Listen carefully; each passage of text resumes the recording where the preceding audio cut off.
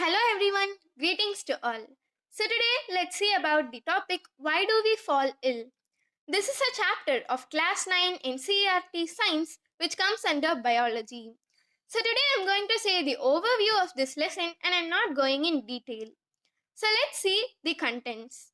Today I'm going to say about health, illness and diseases, what precautions are needed to prevent diseases, types of diseases, pathogens, bacterial disease, viral disease, HIV and AIDS, immune system and immunization.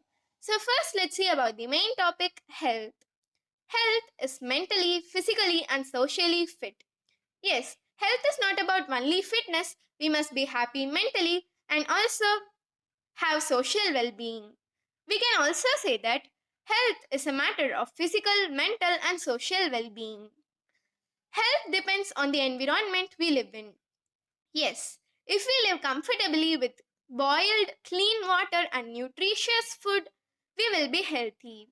If we live in a slum with dirty, unboiled water, with unhealthy food, we'll of course not be healthy. And if we are unhealthy, we'll end up in illness and diseases. So now let's see about illness and diseases. Illness is when there is no specific cause for discomfort. Diseases is when there is specific cause for discomfort. If there is continuous malfunction in the working of body cells, it leads to disease. And disease can be identified by various signs and symptoms. Symptoms is subjective and sign is objective. Symptoms can be seen only by patient and signs can be predicted both by doctor and the patient. Now let's see about what precautions are needed to prevent diseases. The main precaution we must take is make healthy food choices. If we eat unhealthy, of course we'll be unhealthy. We must avoid eating junk foods as it is full of oily items which will end up resulting in obesity. So we must take health checkups regularly to find out the minute disease we have. We must do exercise and workouts regularly to keep our body physically fit. We must also work on boosting immunity. We must get vaccinated and get right amount of sleep as sleep is very important for a person to be active the next day. Now let's see about the types of diseases. There are actually two types of diseases. They are acute disease and chronic disease. First let's see about acute disease. Acute disease is a short-term impact which is there for a short period of time and no doctor's prescription is needed. If you go to a medical shop and ask for a medicine for acute disease, you can easily get it. Now let's see about chronic disease. Chronic disease has long-term impact.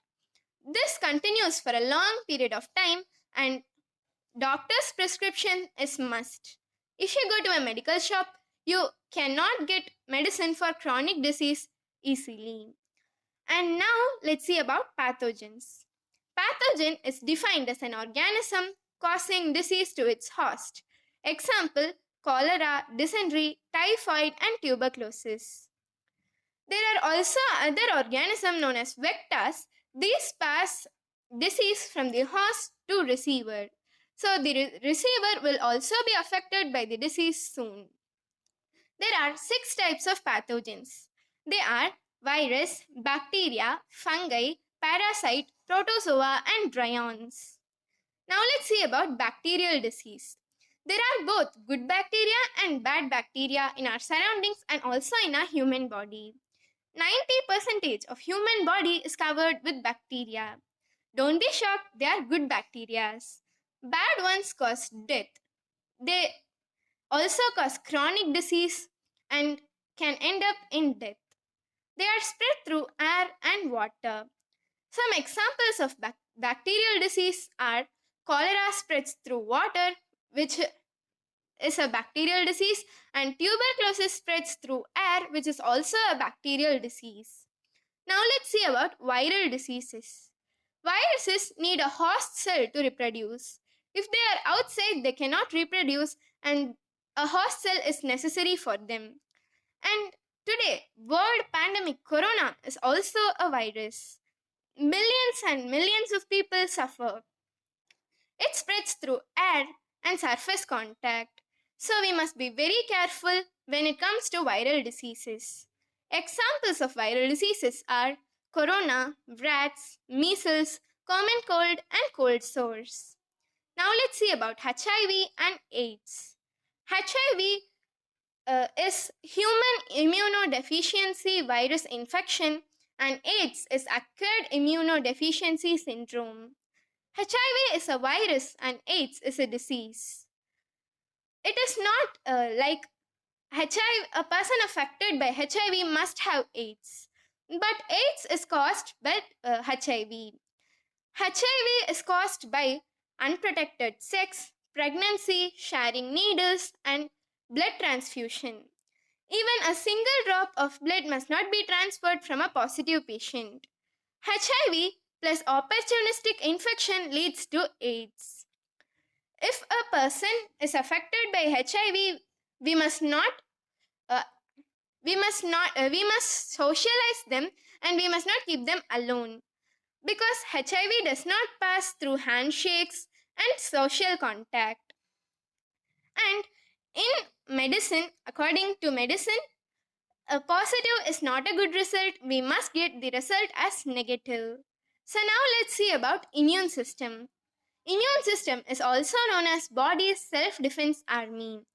There are many layers in immune system which are also known as immunity. Immune system is mostly made up of WBC, which is white blood cells. And immune system helps us fight against pathogens, as you all know. Now let's see about the types of cells in immune system. There are 4 types of cell approximately. Let's see all of them. Phagocytosis is the process by which WBC such as neutrophils engulf pathogens and kill themselves. Macrophage kills the cells of our own body if they didn't work properly. The third type of cell is natural killer cell. It binds with the enemy cell and dissolves, by which the enemy cell cannot function. Dendritic cell is also known as the cell with brains. I think they are very intelligent. Now let's see what is dendritic cells. Dendritic cells pass on information to other cells of WBC, forming memory cells. So when they kill a microbe, they collect information of the microbe and pass it to all cells of WBC. Now let's see what is immunization. Introducing weaker or dead microbes to the body so that it develops to fight the real microbes is known as immunization. Vaccination and immunization are same, because vaccination is a process of immunization. By vaccination, dead or weaker microbes is introduced to the body. When our immune system fight the weak or dead microbes, it will become ready to face the real microbe. So it develops stronger. Immunization for smallpox was discovered by Edward Jenner, who found that a maid who are exposed to cow was not affected by smallpox. And immunization for rabies was found by Louis Pasteur. Hope you have understood what I said till now. I would like to conclude my presentation with a quote. He who has health has hope, and he who has hope has everything. Hope you understood this lesson. Thank you for your time. Thank you.